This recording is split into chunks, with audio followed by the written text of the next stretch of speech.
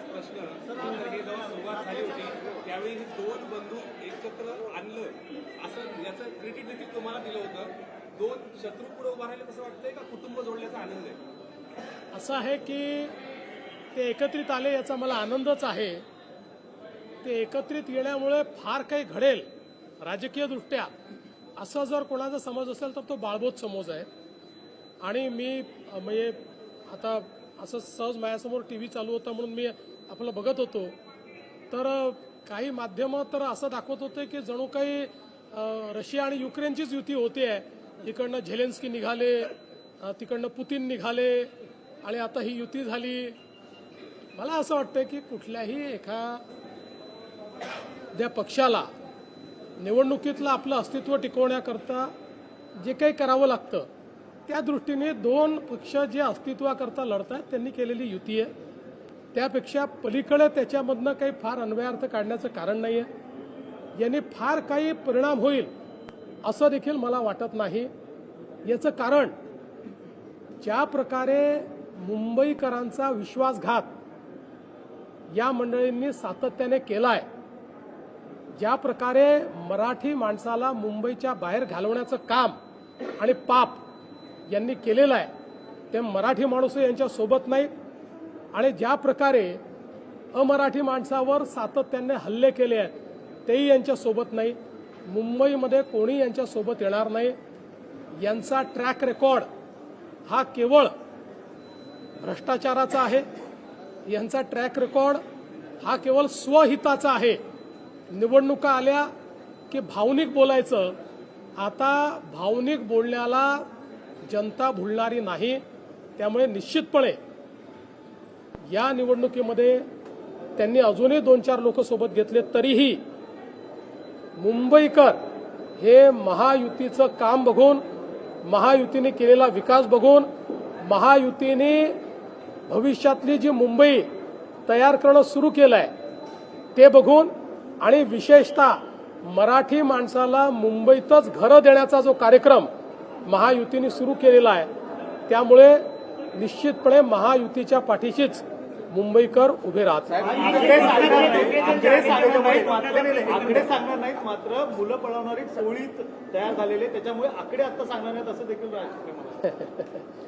तुम्हाला असं आहे की आकड्यांशी माझा काही संबंध नाही. त्यामुळे त्यांच्या मनात काय आकडे आहेत, ते कुठे आकडे लावतायत, मला त्याच्यात इंटरेस्टही नाही. एवढंच आहे की म्हणजे ज्या प्रकारे ही पत्रकार परिषद झाली त्याच्या पाठीशी जो हाईप तयार केला होता खोदा पहाड और चुहा भी नहीं निकला. तुम्ही दिला होता कटंगे आणि बटंगेचा नारा तोच त्यांनी आता घेत आहेत आणि त्यांचा असा दावा आहे की मराठी माणसावर ही परिस्थिती आली मुंबई तोडण्यासाठी. पुन्हा एकदा सांगतो, त्यांनी लक्षात घेतलं पाहिजे ते म्हणजे मुंबई नाही, ते म्हणजे मराठी नाही, ते म्हणजे सर्व काही आहे.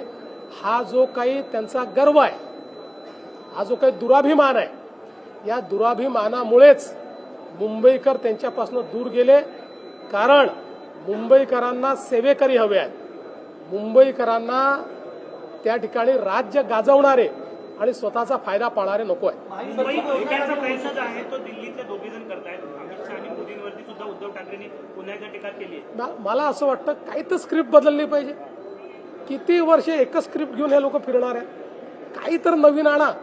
आणि जसं मी सांगितलं, मी तर मागची असंच घोषणा केली होती, उद्धवजींनी विकासावर बोललं तर 1000 रुपये मी देईन, पण अजून माझे 1000 रुपये वाचले आहेत.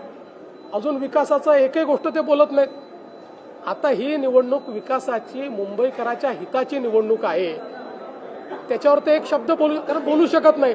त्यांना 25 वर्षाचा हिशोब द्यावा लागेल, मिठी नदीतला हिशोब द्यावा लागेल, मराठी माणसाच्या घराचा हिशोब द्यावा लागेल. देऊ नाही शकत. सर, संपलेल्या पक्षावर आम्ही कधी बोलणार नाही, संपलेल्या पक्षावर आम्ही बोलणार नाही असं म्हणणाऱ्यांना आता त्याच पक्षासोबत युती करावी लागली.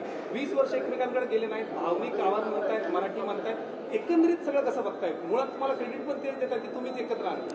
बघा, आमच्या नवनाथ बदनी परवाच याचं अतिशय सुंदर विश्लेषण केलेलं आहे. हा भीती संगम आहे, हा प्रीती संगम नाही. दुसरीकडे एक जुने व्हिडिओ आहेत त्या जुन्या व्हिडिओच्या जुने जे व्हिडिओ आहेत त्या जुन्या व्हिडिओच्या संदर्भात तुमचा सुद्धा म्हणताय की तुमचा पण एक व्हिडिओ आहे की आली व्हिडिओ तुमचा आहे असं त्यांनी म्हटलं. असं आहे, व्हिडिओ तर काही तयार करता येतात, पण एक गोष्ट स्पष्टपणे सांगतो, अख्ख्या दुनियेला माहिती आहे देवेंद्र फडणवीस पैदाच हिंदुत्ववादी झाला, हिंदुत्वात पैदा झाला आणि हिंदुत्वातच मरेल. फक्त मतांकरता भगवी शाल घालणारे आम्ही नाही, फक्त मतांच्या करता रोज मत बदलणारे आम्ही लोक नाही. आम्ही हिंदुत्ववादी कालही होतो, आजही आहोत आणि उद्याही राहू. आमचं हिंदुत्व जनतेने पाहिलेलं आहे आणि त्यांना ते मान्य आहे. परप्रांतीयांना देखील आता मुंबईकर म्हणा असं देखील आता सुरू झालेलं पाहायला मिळतं. गेल्या काही आजच्या वर्षांच्या प्रेसमधून जवळपास दिसून येतं की परप्रांतीयांना प्रत्यक्षरित्या मराठीचा बाहुला मला आनंद आहे, किमान निवडणुकीत मत मिळवण्याकरता तरी आता त्यांनी आपलं मत बदललेलं आहे. नेहमीप्रमाणे पलटी मारलेली आहे, पण ही जी मारलेली पलटी आहे ती सुखावं आहे, त्यामुळे त्याच्यात त्यांनी तसंच राहावं. उद्या पुन्हा त्याच्यात बदलू नये. पण शेवटी जुनी पापं तर आहेत ना, ती लोकांनी बघितलेली आहेत. जुनी पापं धुता येणार नाही. खास करून नितेश राणे किंवा असे मंत्री हिंदुत्ववादीकडे सगळी भूमिका घेऊन कुठेतरी ह्या सगळ्यांना पोलराईज करतायत आणि यामुळेच भाजपला फायदा होईल असं देखील एकत्रित सुरू त्यांनी सांगितलं. असं आहे, मुंबई आणि महाराष्ट्र हा हिंदुत्ववादीच आहे. जे जे लोक हिंदुत्ववादापासनं फारकत घेतील, जे जे लोक त्या ठिकाणी लांगुल चालन करतील, त्यांची काय अवस्था होते हे विधानसभेच्या निवडणुकीत त्यांनी बघितलेलं आहे. आम्ही हिंदुत्ववादी होतो आणि आहोत, आम्ही संकुचित नाही आहोत. आमचा हिंदुत्ववाद हा केवळ पूजा पद्धतीवर आधारित हिंदुत्ववाद नाही आहे, तो भारतीय जीवन पद्धतीवर आधारित आमचा हिंदुत्ववाद आहे. या भारतीय जीवन पद्धतीला स्वीकारणारा, भारतीय समाजाची, हिंदू समाजाची जी मानकं आहेत त्यांना जो मानतो, प्रभू श्रीराम हे केवळ देव नाहीत, हे आमच्या संस्कृतीचं मानक आहे. त्यामुळे जर प्रभू श्रीरामांना कोणी मानत असेल तर त्याची जात धर्म आम्ही पाळणार नाही, त्याला आम्ही सोबत घेतलेला आहे. आमचं हिंदुत्व व्यापक आहे, पण आम्ही हिंदुत्व सोडणार नाही, सोडलं नाही. त्यामुळे पलटी मारणाऱ्यांनी आम्हाला सांगू नये.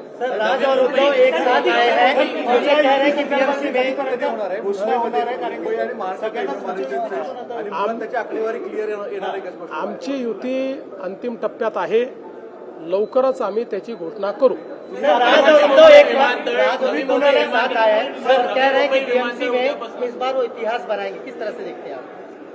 देखिए, हाइप तो ऐसे क्रिएट की जा रही है मानो रशिया और यूक्रेन ही साथ में आ गया और जेलेंस्की और पुतिन बात कर रहे हैं. इस प्रकार की हाइप दो पार्टियां जो अपना अस्तित्व खोज रही है, जिन्होंने अपना अस्तित्व गंवा दिया है, जिन्होंने बार बार भूमिकाएं बदलकर लोगों के बीच अपने बारे में अविश्वास पैदा किया है, जिन्होंने तुष्टीकरण की नीति को अपनाकर एक प्रकार से अपना वोट बैंक खो दिया है, ऐसी दो पार्टियां साथ में आई है, तो उनके साथ में आने से कौन सा फर्क पड़ने वाला है? ये तो दोनों अपना अस्तित्व बचाने के लिए साथ में आए हैं. अस्तित्व बचाने के लिए साथ में आकर कोई चुनाव नहीं जीता जाता. जो मुंबई के लोग हैं उन्होंने हमारा विकास का काम देखा है, मुंबई के लोगों ने हमने किया हुआ परिवर्तन देखा है, इसलिए मुंबई हमारे साथ है, मुंबई हमारे साथ रहेगी, हमारी महायुति मुंबई जीतेगी. उद्धव जी का बयान है कि अमित शाह और मोदी ये सारी पार्टियां तोड़ने का काम करते हैं, लोगों को चुराने का काम करते हैं. देखिए, उद्धव ठाकरे जी एक बहुत ही निराश और फ्रस्ट्रेटेड इस प्रकार के व्यक्ति है, इसलिए मुझे ऐसा लगता है कि वो जब बार बार वही चीजें कहते हैं तो आप भी उसको तवज्जो मत दो और मेरा भी टाइम बर्बाद मत करो. नवी मुंबई विमानतळासंदर्भात आपके भी साथ हैं, उनकी हिंदुत्ववादी विचारधारा थी, लेकिन अब विचारधारा पूरी तरह से परिवर्तित है. जमीनें लेना हिंद के लोग वहाँ समर्थन कर रहे हैं, बाकी सारी चीजें हो रही है. क्या राज ठाकरे, उद्धव ठाकरे पूरी तरह से विचार बदल चुके हैं? देखिए, मुझे तो अब ये लगता है कि हिंदू हृदय सम्राट शिवसेना प्रमुख बाळासाहब ठाकरे के बाद अब उद्धव जी के पास या राज जी के पास कोई विचार ही बचा नहीं, उनके पास कोई विचार नहीं। ये अवसरवादिता की राजनीति करते हैं, विचारों की राजनीति इन्होंने समाप्त कर दी, इन्होंने दफना दी, विचारों की राजनीति को दफना कर अवसरवादिता की राजनीति करते हैं, इसलिए तुष्टीकरण कर रहे हैं। नवी मुंबई विमानतळात उद्यापासून सेवेत येणार आहे, दिबांचं नाव हे याची नावाची चर्चा होती, काय नेमकं सध्या स्टेटस आहे? साहेब, पहिल्यांदा तर या गोष्टीचा मला अतिशय आनंद आहे की नवी मुंबई विमानतळ उद्यापासून सेवेत येत आहे। त्याला लोकनेते दिबा पाटील साहेब यांचं नाव देण्याचा प्रस्ताव महाराष्ट्र सरकारने केंद्र सरकारकडे पाठवलेला आहे। तो प्रस्ताव केंद्र सरकारकडे ॲक्टिव्हली विचाराधीन आहे, त्याच्यावरची कारवाई चाललेली आहे। त्या संदर्भात आम्ही केंद्रातल्या सर्व नेत्यांनाही भेटलो आहेत। त्या संदर्भातचं सूतोवाच हे आम्ही माननीय प्रधानमंत्री महोदयांकडे देखील केलेलं आहे। मला विश्वास आहे की त्याला मान्यता मिळेल आणि लवकरच या विमानतळाचं नाव हे दिबा पाटील विमानतळ होईल। कॅबिनेटने नगराध्यक्षांना अधिकार दिलेला आहे मतांचा, तो नेमका का आहे त्याचा उद्देश? नाही, असं नाही। मुळामध्ये एक कायद्यामध्ये त्रुटी अशी राहिली होती, एखादा व्यक्ती हा नगराध्यक्ष म्हणून निवडून आला आणि नगरसेवक म्हणूनही निवडून आला तर त्याला एक पद सोडावं लागत होतं। त्यामुळे आज असा निर्णय करण्यात आलाय की तो नगराध्यक्ष आणि नगरसेवक दोन्ही राहू शकतो, पण त्याला मात्र एकाच मताचा अधिकार असेल। तो दोन व्यक्ती म्हणून राहणार नाही, नगरसेवक म्हणूनच तो मतदान करू शकेल। अर्थातच समजा समसमान मतं आले तर कास्टिंग वोट हे अध्यक्षालाच असतं, त्यामुळे त्याला एका मताचा अधिकार असेल एवढंच सांगितलं। तर छत्रपती संभाजीनगरमध्ये प्रशिष मामूनला घेतल्यामुळे कुठेतरी एक राजकारण पाहायला मिळतं, कारण की ज्या पद्धतीने पाकिस्तानच्या घोषणा वगैरे सगळ्या झाल्या होत्या, घडवली होती आणि आता त्याला पक्षात म्हणून तर आमच्या अमित साटमनी सांगितलं मामूनच्या पार्टी आहेत म्हणून। सर, इसरो के ऊपर सर